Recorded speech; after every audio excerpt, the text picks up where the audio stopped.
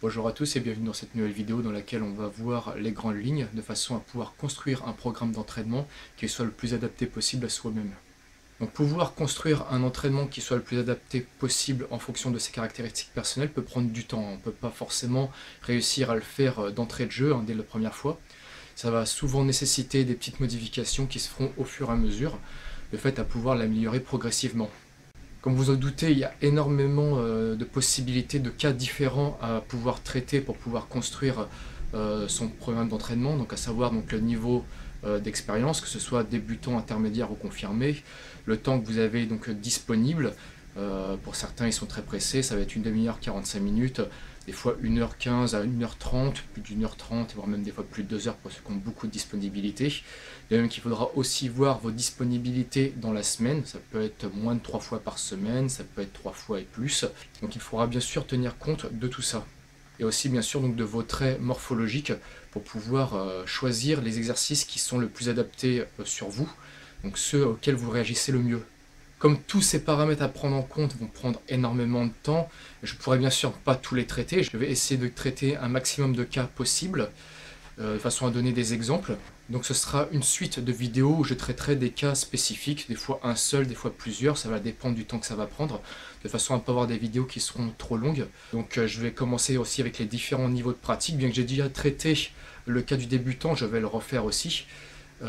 Déjà parce que je vais prendre la notion du nombre de temps par séance et aussi du nombre de séances différentes qu'il pourrait y avoir dans la semaine, donc en fonction de ses disponibilités. Le but de cette suite de vidéos étant de trouver un maximum de solutions pour pouvoir avoir un entraînement le plus adapté possible et le plus efficace possible en fonction des différentes contraintes que vous allez avoir. Donc faites toujours en sorte de choisir ou de mieux de construire un programme qui soit réalisable donc en fonction de vos différentes contraintes.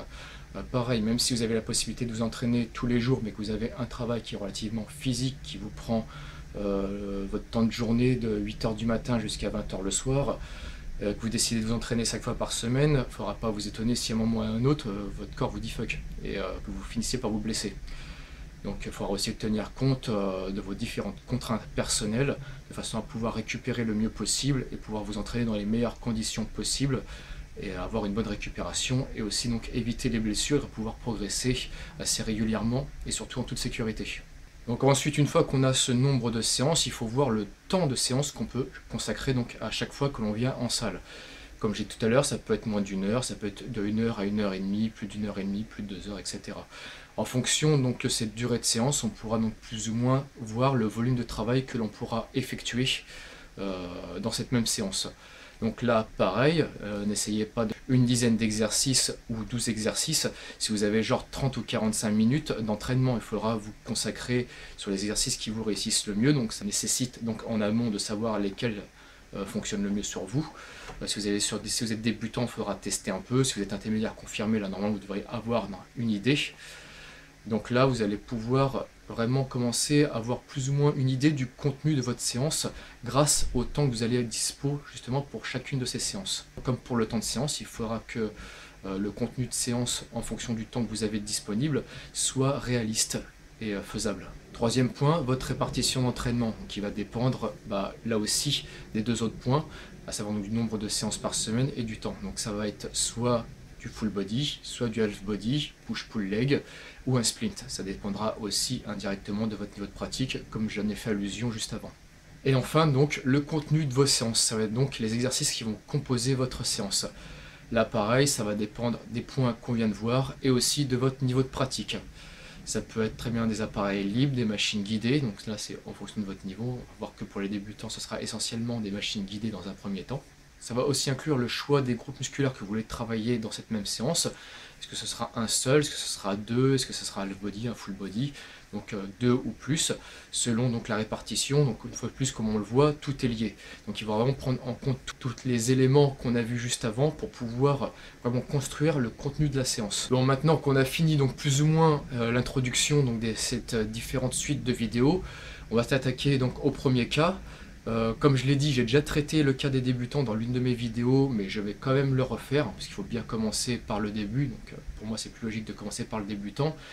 Et aussi, je ne vais pas me contenter de faire juste un cas débutant, je vais faire un cas donc débutant pressé, qui a aussi peu de temps d'entraînement, qui aura par exemple moins de 3 séances par semaine pour un temps de séance qui sera de 30 à 45 minutes.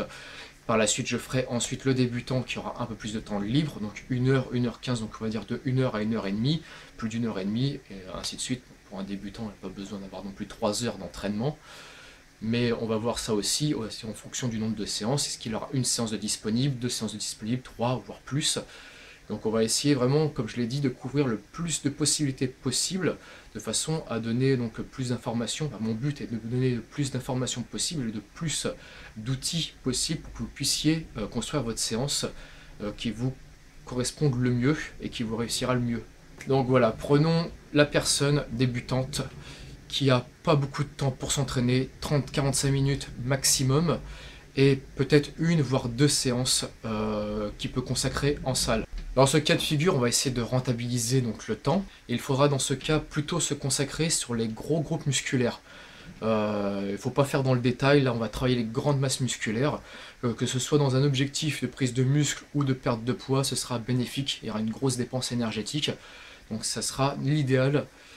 Travail des grands groupes musculaires, donc pectoraux, dorsaux, les épaules, les cuisses, et aussi bien sûr les abdos et les lombaires pour avoir un maintien de la colonne vertébrale, c'est aussi les fondamentaux. Donc, et aussi l'arrière de l'épaule qui vous permettra d'avoir une bonne posture. Ce sera peut-être le seul mouvement d'isolation, l'oiseau en l'occurrence, qu'il faudra garder. Comme on est débutant, on va privilégier un travail sur machine dans un premier temps, histoire de se faire un petit peu la main dessus. On essaiera de tester les différents exercices pour voir lesquels on est le plus à l'aise. Et progressivement, on fera aussi un apprentissage sur exercice libre, qui sera pas trop éloigné de l'apprentissage sur machine guidée, parce que si on traîne trop à passer aux appareils libres, on va travailler sur des charges qui seront légères, alors qu'on est capable, au niveau de la force, de manipuler des charges plus lourdes, mais bon, on n'aura pas d'équilibre. Et du coup, on va perdre un petit peu de temps. Donc, dans un premier temps, charge guidée. Et au bout de quelques semaines, on commence un petit peu à tâter de la machine libre. Sauf si, bien sûr, vous avez de très bonnes sensations sur les machines guidées et que vous comptez en faire vos exercices principaux lors de vos séances d'entraînement. L'avantage donc des machines, c'est aussi que lorsqu'on est un peu pressé, il peut y avoir un gain de temps. Ça évite d'aller chercher des poids, de décharger, recharger les barres. Donc ça peut être aussi une solution. C'est vrai que quand on manque de temps, comme le cas là qu'on est en train de traiter, les machines peuvent avoir ce petit avantage. Donc comme vous pouvez vous en douter, on va opter comme répartition d'entraînement pour un full body. Donc qui sera très bien adapté dans ce cas de figure, que l'on va répéter donc de 1 à 3 fois dans la semaine selon le temps qu'on aura de disponible. Votre séance sera composée d'un échauffement. Même si vous n'avez pas beaucoup de temps, il vaut mieux faire quelques exercices en moins et avoir un bon échauffement que de bâcler votre échauffement et vous exploser au bout de quelques séances. Là, vous aurez tout gagné, vous ne pourrez plus vous entraîner du tout. Une fois que votre échauffement sera fait, donc on va passer à la partie musculation. On va commencer par le plus gros groupe musculaire, celui qui pompe le plus d'énergie, les cuisses. Je sais qu'on aurait tendance à travailler le haut du corps, mais il vaut mieux commencer par l'exercice qui demande le plus d'énergie. Ce sera, là, en l'occurrence, la presse. Par la suite, ça pourra être du squat quand vous allez avoir un peu plus d'expérience. Donc là, on va prendre le cas de la presse ou éventuellement du hack squat, peu importe. Un bon exercice polyarticulaire pour les membres inférieurs. Vous allez faire 4 séries entre 12-15 répétitions. On n'ira pas jusqu'à l'échec, on est débutant. Donc dans un premier temps, on se ménage un peu, on se garde toujours environ 2 répétitions de plus de réserve. Le temps de récupération, pas trop long, on n'a pas beaucoup de temps, ça va être 1 minute 30. De toute façon, en tant que débutant, vous n'allez pas réussir à recruter tous vos fibres musculaires et aussi le recrutement nerveux sera moindre. Donc vous n'avez pas besoin d'un temps de récupération aussi important qu'un intermédiaire ou un confirmé. On va ensuite enchaîner sur un développé assis pour les pectoraux. Pareil, un mouvement polyarticulaire. On fera 3 ou 4 séries, 12-15 répétitions. Pareil, le temps de récupération, 1 minute à 1 minute 30. On enchaînera sur un mouvement de tirage pour pouvoir se reposer du mouvement de poussée et de rééquilibrer aussi les deux parties. Tirage poitrine. Peut être pas mal. Pareil, donc 3-4 séries, 12-15 répétitions, même temps de récupération. Et on reprendra donc un développé pour les épaules, style développé militaire à la machine. Et ensuite, on finira soit sur un tirage horizontal, style rameur, soit l'oiseau pour l'arrière de l'épaule. Idéalement les deux si vous avez le temps.